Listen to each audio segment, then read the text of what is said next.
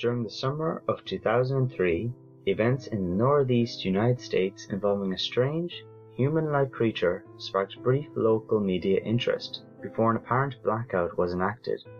Little or no information was left intact, as most online and written accounts of the creature were mysteriously destroyed. Primary focus in rural New York State and self-proclaimed witnesses told stories of their encounters with a creature of unknown origin. Emotions ranged from extremely traumatic levels of fright and discomfort to an almost childlike sense of playfulness and curiosity. While their published versions are no longer on record, the memories remain powerful. Several of the involved parties began looking for answers that year. In early 2006, the collaboration had accumulated nearly 24 documents dating between the 12th century and the present day, spanning 4 continents. In almost all cases, the stories were identical. I've been in contact with a member of this group and was able to get some excerpts from their upcoming book. The Rake, a suicide note, 1964. As I prepare to take my life, I feel it necessary to assuage any guilt or pain I've introduced through this act.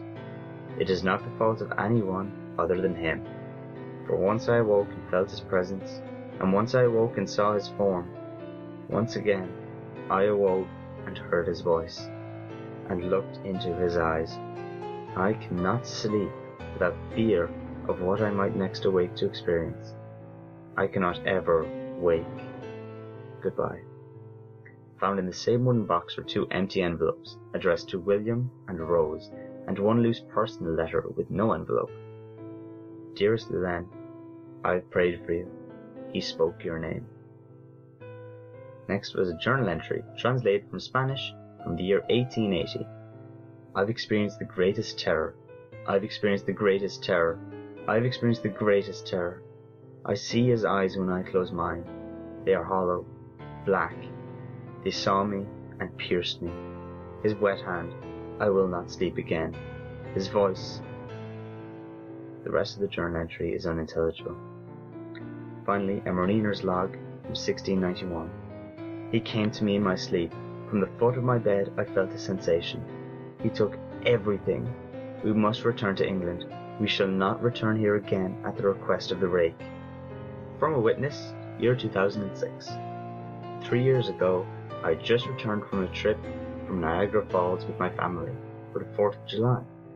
We were all very exhausted after a long day of driving, so my husband and I put the kids right to bed and called it a night. At about 4 a.m., I woke up thinking my husband had got up to use the restroom. I used this moment to steal back the sheets, only to wake him in the process. I apologized and told him that I thought he'd got out of bed. When he turned to face me, he gasped and pulled his feet up from the bed so quickly his knee almost knocked me out of the bed. He grabbed me and said nothing.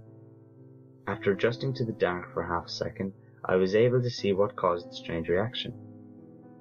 At the foot of the bed, sitting and facing away from us, there was what appeared to be a naked man, or a large hairless dog of some sort. Its body was positioned in disturbing and unnatural, as if it had been hit by a car or something. For some reason, I was not instantly frightened by it, but more concerned as to its condition. At this point, I was somewhat under the assumption that we were supposed to help him. My husband, peering over his arm and knee, tucked into the fetal position, occasionally glancing at me before returning to the creature. In a flurry of motion, the creature scrambled around the side of the bed and then crawled quickly into a flailing sort of motion right along the bed until it was less than a foot away from my husband's face. The creature was completely silent for about 30 seconds, or probably closer to 5, it felt very long, just looking at him. The creature then placed its hand on his knee and ran into the hallway leading to my kids' rooms. I screamed and ran for the light switch, trying to stop him before he hurt my children.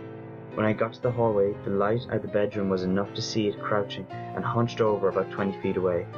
He turned around, looked directly at me, covered in blood.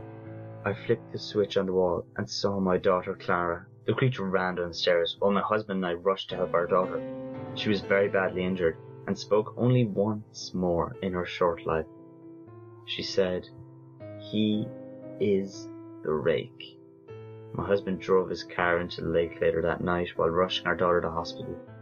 He did not survive. Being a small town, news got around pretty quick.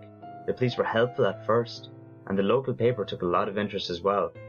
However, the story was never published, and the local television news never followed up either. For several months, me and my son Justin had stayed in a hotel near my parents' house. After we decided to return home, I began looking for answers myself. I eventually located a man the next town over who had a similar story. We got in contact and began talking about our experiences. He knew 2 other people in New York who had seen the creature we now refer to as the Rake. It took the 4 of us about 2 solid years of hunting on the internet and writing letters to come up with a small collection of what we believed to be accounts of the Rake. None of them gave any details, history, or follow-up. One journal had an entry involving the creature in the first 3 pages and never mentioned it again. A ship's log explained nothing of the encounter, saying only they were told to leave by the Rake. That was the last entry in the log. There were, however, many instances where the creature's visit was one of a series of visits with the same person. Multiple people also mentioned being spoken to, my daughter included. This led us to wonder if the Rake had visited any of us before our last encounter. I set up a digital recorder near my bed and left it running all night, every night, for 2 weeks. I would tediously scan through the sound of me rolling around in my bed each day when I woke up. By the end of the 2nd week, I was quite used to the occasional sounds of sleep while blurring through the recording at 8 times normal speed. This still took almost an hour each day. On the first day of the 3rd week, I thought I heard something different. What I found was a shrill voice. It was the Rake. I can't listen to it long enough, even begin to transcribe it. I haven't had anyone listen to it yet. All I know is that I've heard it before, and I now believe that it spoke when it was sitting in front of my husband. I don't remember hearing anything on the time, but for some reason, the voice in the recorder immediately brings me back to that moment. The thoughts that must have gone through my daughter's head make me very upset. I have not seen the Rake since he ruined my life, but I know that he has been in my room while I slept. I know and fear that one night I'll wake up to see him staring at me.